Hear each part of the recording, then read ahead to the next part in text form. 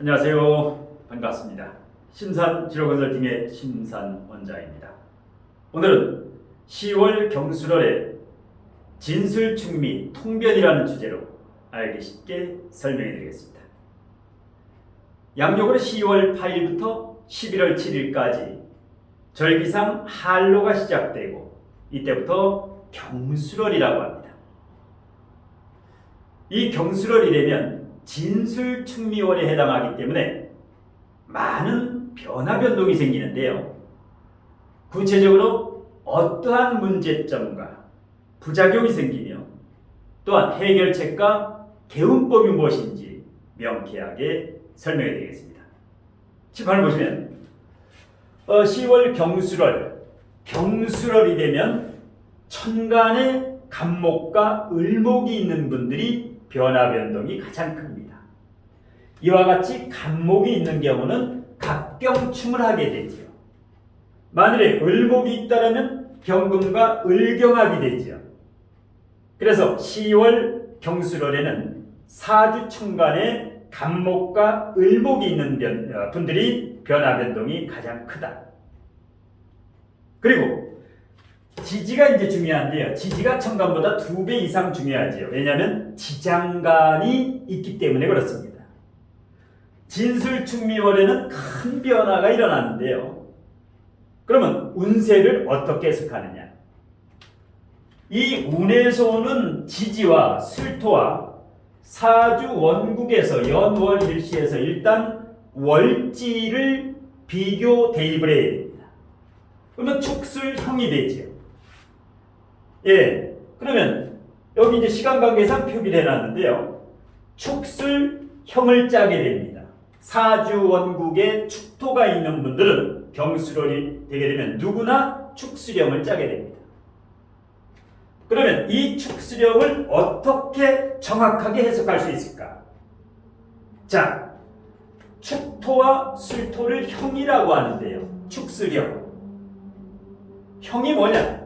그러니까 축이라고 하는 것은 해자축 방국의 세력과 술이라고 하는 것은 인호술 삼합. 이러니까 방국과 삼합 세력 다툼입니다. 누구 파워가 더 크냐? 누구 파워가 더 세냐? 이 파워 게임이 되는 것이 바로 축술형입니다. 그런데 이 축술은 같은 토지요. 예, 이 축술형이 됐을 때 이것을 어떻게 해석하느냐? 자, 축술형은 계고가 잘 되지를 않습니다.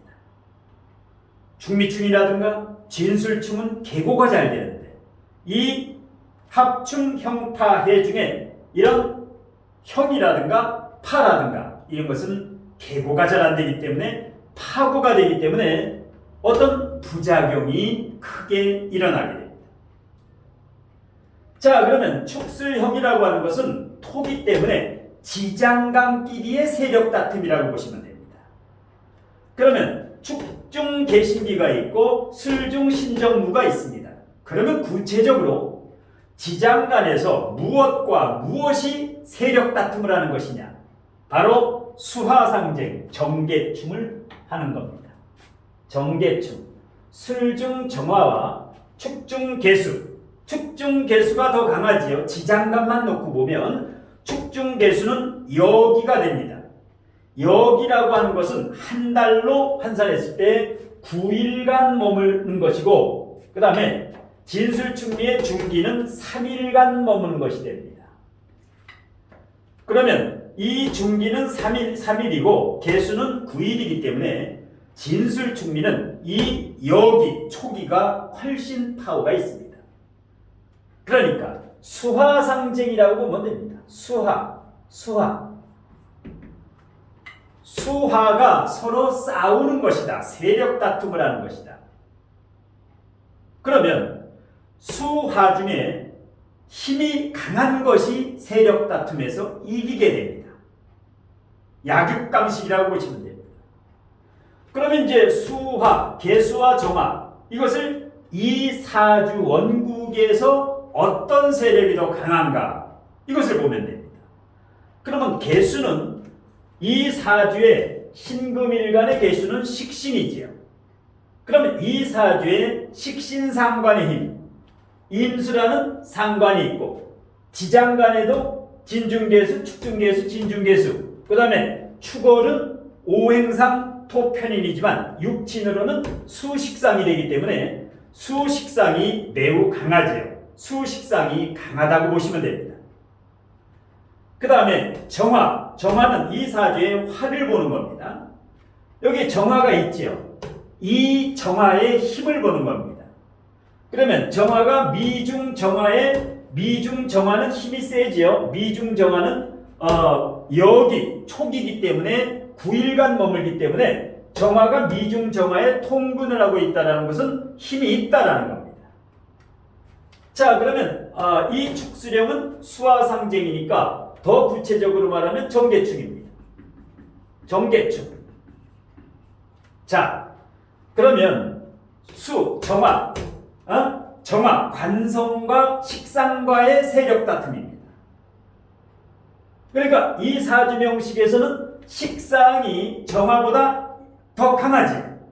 예, 수기운이 화기운보다 약간 더 강하지. 그런데 이럴 때 만일에 정화가 미중 정화에 통근을 못하고 있다.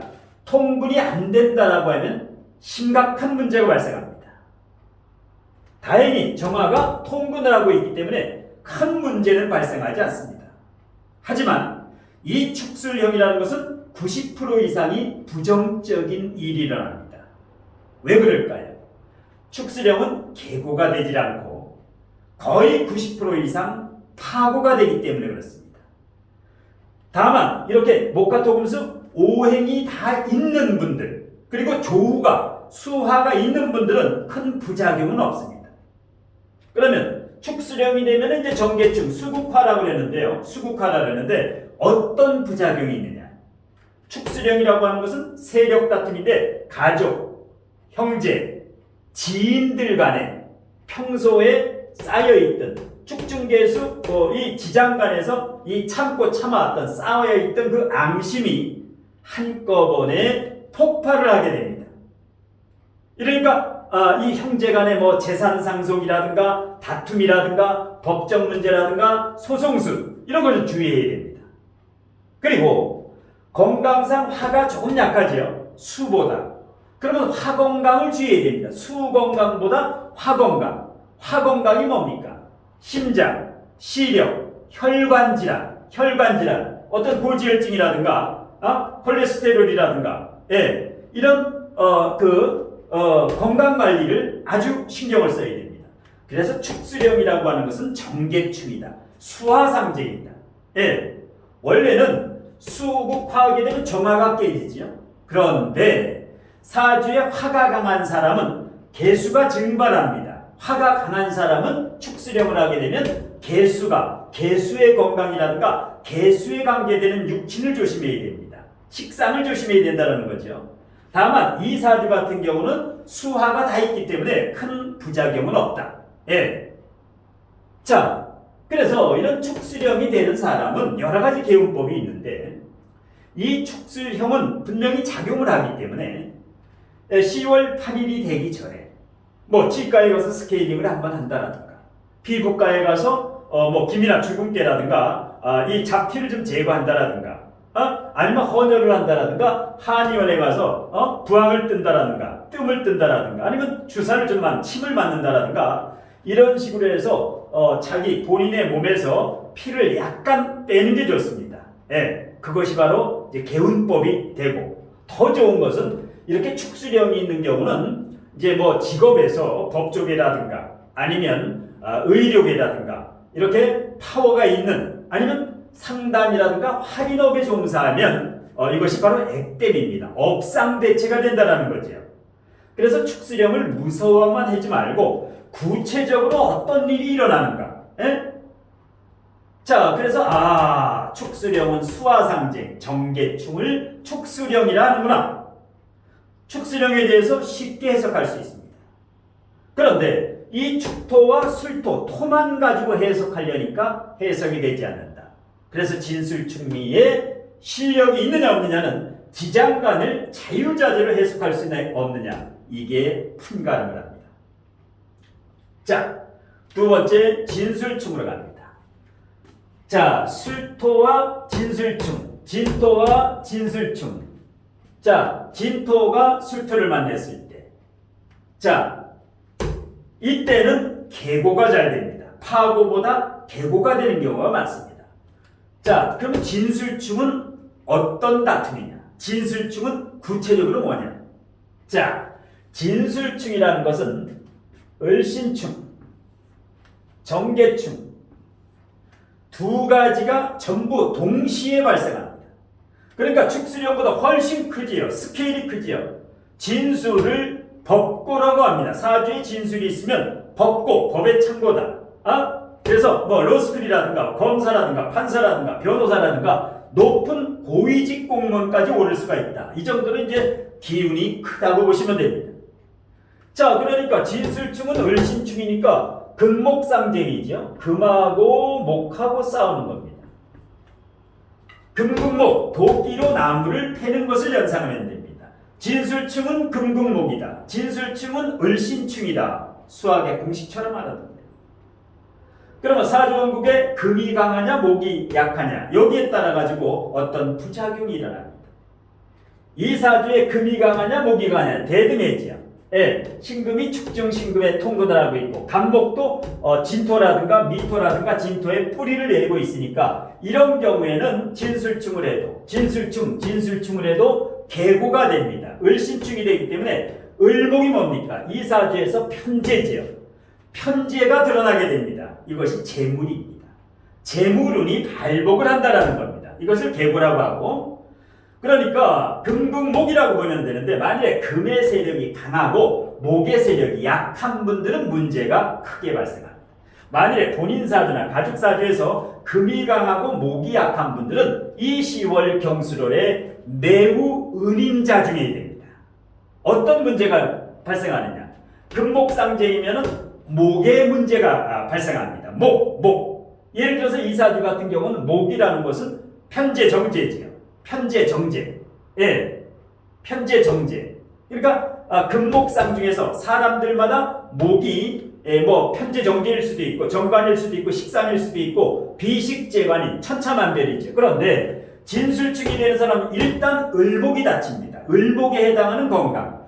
을목에 해당하는 건강이 뭐에 있습니까? 간, 담, 그 다음에 신경성, 그 다음에 목 건강이니까 편두통이라든가 갑상선이라든가 유방암이라든가. 그래서 진술충이 일어나는 분들은 이런 목에 대한 건강, 목이 약한 분들은 반드시 갑상선, 유방암, 편두통, 간, 담 이런 건강검진을 사전에 받아보는 게 좋습니다. 목이 약하면 디스크까지 걸리죠. 허리 디스크, 목 디스크 이게 경술월에 오게 됩니다. 그런데 이 진술충이 되면 또 하나 수화상쟁까지 됩니다. 수화상쟁 역시 정계충. 아까 축수령의 정계충이나 마찬가지입니다. 그런데 여기 중기끼리 싸움이지. 이번에는 중기끼리 3일 머무는 중기끼리 싸움이기 때문에 크지는 않습니다.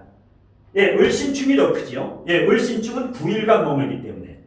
그러면 정계충이면 마찬가지로 본인 사주에 불이 약한 사람은 피해가 있습니다.